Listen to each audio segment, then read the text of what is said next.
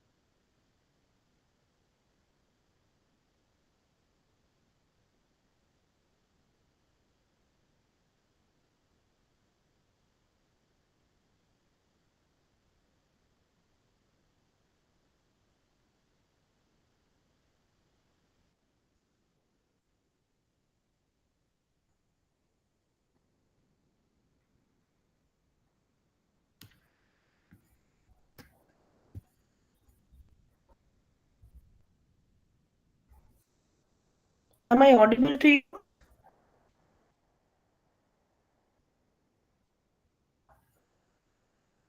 I read your message if you're sending any, because there is a high network fluctuation throughout the day. In fact,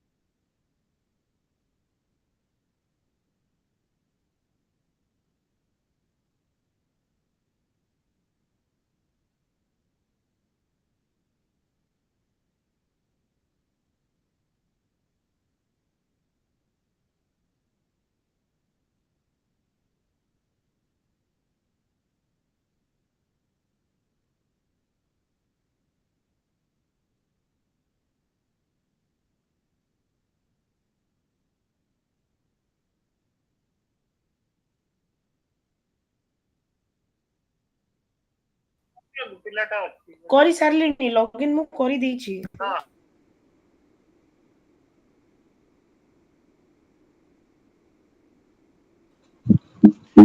Yes, ma'am, audible.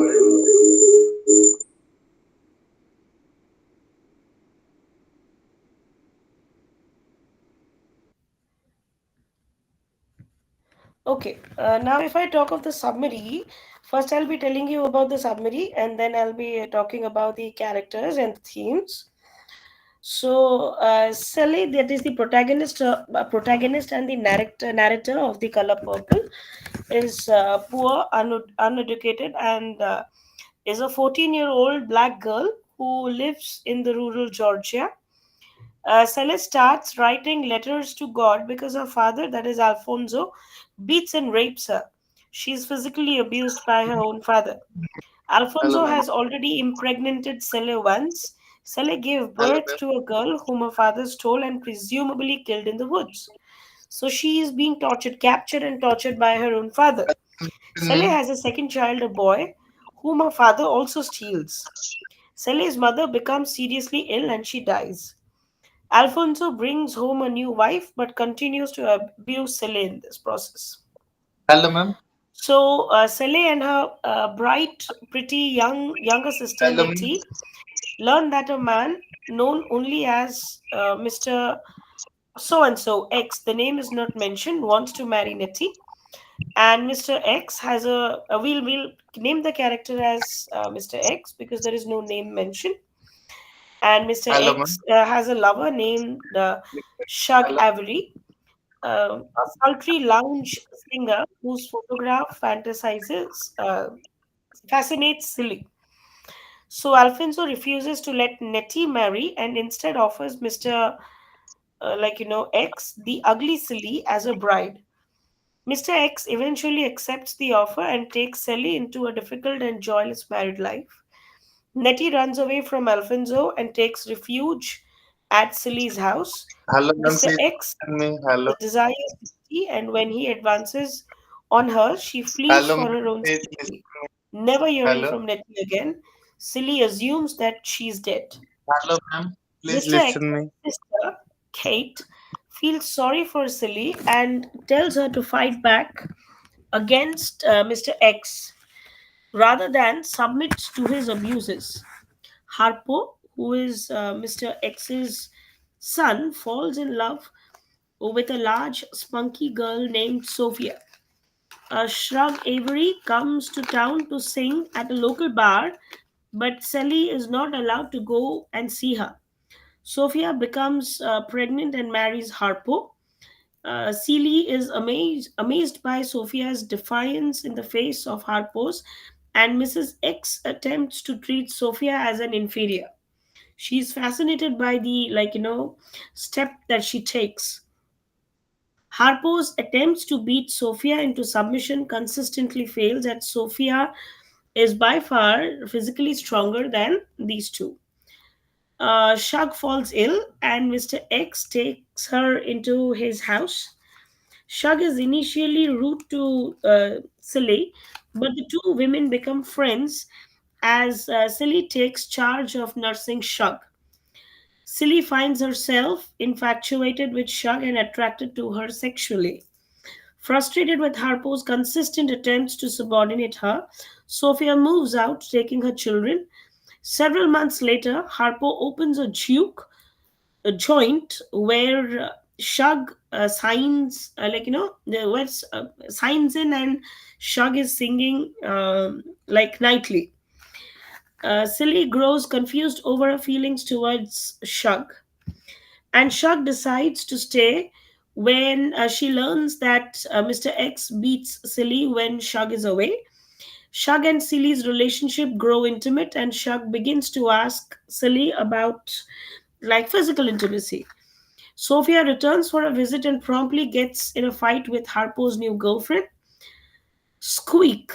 In town, one day the mayor's wife, the name is Miss Millie, asks Sophia to work as her maid. Sophia answers with a sassy hell no, and she denies the offer. When the mayor slaps Sophia for her insubordination, she returns the blow, knocking the mayor down. Sophia is sent to jail, and Ma'am, please Squeak's listen me. attempts to get Hello. Sophia freed, they are futile, they all go Madam, in please vain. listen me. Sophia is sentenced to work for 12 years as the mayor's maid. Like Madam, it's please basically the listen me. ego being crushed because she said very strong no on the mayor's face, and when she Madam, was please asked listen. to subdue herself, to surrender herself, Hello, she totally goes against it. madam, please listen. Okay, and then Hello, hello, what happens madam, is Shug returns with a new husband. The name is Grady. madam, please listen Despite her me. Hello, marriage, Shug instigates a sexual hello, madam, relationship with Silly, and the two frequently share the same bed. One night, ma'am, Shug can you asks listen Silly first? about her sister. Ma'am, Silly hello, assumes Nettie is dead because she had promised to write to Silly but never did. Shug says she has seen Mr. X hide away numerous mysterious letters that have, arrived in the mail. Shug manages to get her hands on one of these letters and they find it is from Nettie. Searching through Mrs. Searching through the letters and the trunk from which she found those letters, Silly and Shug find dozens of letters that Nettie has sent to Silly over the years. Overcome with emotions, she reads the letters in order, wondering, how she could keep herself away from killing Mr. X. As to he was the one who kept her away from from her sister for so many years. Nettie becomes disillusioned with her missionary experience as she finds the Africans self-centered and obstinate. Corinne becomes ill with fever, and Nettie asks Samuel to tell her how he adopted Olivia and Adam. So these are some new characters that Nettie is dealing with in her life. Till now, we have heard of Celie and her characters. Now it's time of Nettie. Based on Samuel's story, Nettie realizes that the two children are actually Celie's biological children, alive after all. Nettie also learns that Alfonso is really only Nettie and Celie's stepfather, not their real father. Till now, they had thought that Alfonso was their real father. Their real father was a store owner whom white men lynched because they resented his success. They could not see him successful, so he was lynched for that. Alfonso told Silly and Nettie that he was their real father because he wanted to inherit the house and property that once belonged to their mother. So there was some other motives behind telling them that he was the real father. Nettie confesses to Samuel and Corinne that she is, in fact, their children's biological aunt. The gravely ill Corinne refuses to believe Nettie. Corinne dies but accepts Nettie's story and feels reconciled just before her death. Meanwhile, Silly visits Alfonso, who, confirms Nettie's story, admitting that he is only the woman's stepfather. He's not the real father. Sally begins to lose some of her faith in God, but Shrug tries to, get her to reimagine God in her own way rather than in a traditional image of the old, white bearded man. She tells her that she can redefine God in her own way, the way she wants God to be, instead of believing on the stereotype fact that God is a white man, a bearded man. You really can figure out the way she is asking the other character to reimagine the existence of God so that she keeps her faith intact. The mayor releases Sophia from her servitude 6 months early. At dinner one night, Sally finally releases her pent up rage, angrily cursing Mr. X for his years of abuse. Shug announces that she and Sally are moving to Tennessee, and Squeak decides to go with them. In Tennessee, Sally spent her time designing and sewing individually tailored pair of pants, eventually turning her hobby into a business. Sally returns to Georgia for a visit and finds that Mr. X has reformed his ways and that Alfonso has died. Alfonso's house and land are now hers, so she moves in there.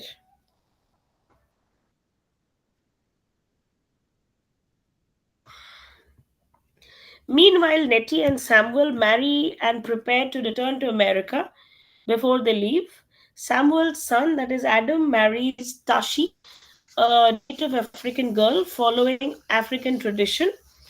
Tashi undergoes the painful ritual of female circumcision and facial scarring. In solidarity, Adam undergoes the same facial scarring ritual. And then comes Sally and Mr. X. They reconcile, they patch up, and begin to genuinely enjoy each other's company after long. Um, and now, independent financially, spiritually, and emotionally, Silly is no longer bothered by Shug's passing flings with younger men. Sophia remarries Harpo and now works in Seely's clothing store. Nettie finally returns to America with Samuel and the children. Emotionally drained but exhilarated by the reunion with her sister, Silly notes that though she and Nettie are now old, she has never been in her life, she had never felt younger in her life than as it was in this era. She met her sister after things fell into this proper place as it should be. Her relationships were reconciled. Her she had her life fixed because now she was financially independent and she was the kind of woman that she imagined to be. And now everything had fallen into place. Now, coming to the characters,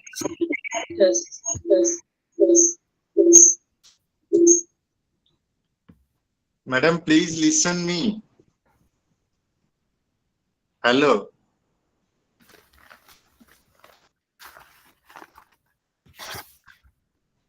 hello, hello, yes. Now, coming to the detailed hello. analysis of the characters in the novel, Madam, please listen me. What are you saying? Your energy unnecessary is lost. Please listen me. mm, yeah. First is Lily, who is known as the Hello, who is known madam. not Please exactly, but listen is the me. protagonist of the uh, What novel type of Color teaching Purple. you are given? She is a poor, You have trust. uneducated black woman with a sad Hello, personal madam. history. She survives a stepfather who rapes her and steals her babies, and also survives an Madam, listen me. Am as I an adult, audible? Celine befriends Am and I finds audible, ma'am? intimacy with Am I a audible? Luke singer that is Sean Avery, who gradually helps Celie find her own voice. By the end of the novel, Celie is happy, independent, and self-confident woman. Then comes Nettie, who is Celie's younger sister. Celie's younger sister, whom Ma'am, X listen initially me. wanted to marry, Hello. Nettie runs away from Alfonso to Mr. X and later runs away from Mr. X. Again, she meets her husband and wife head of missionaries, that is Samuel and Corny.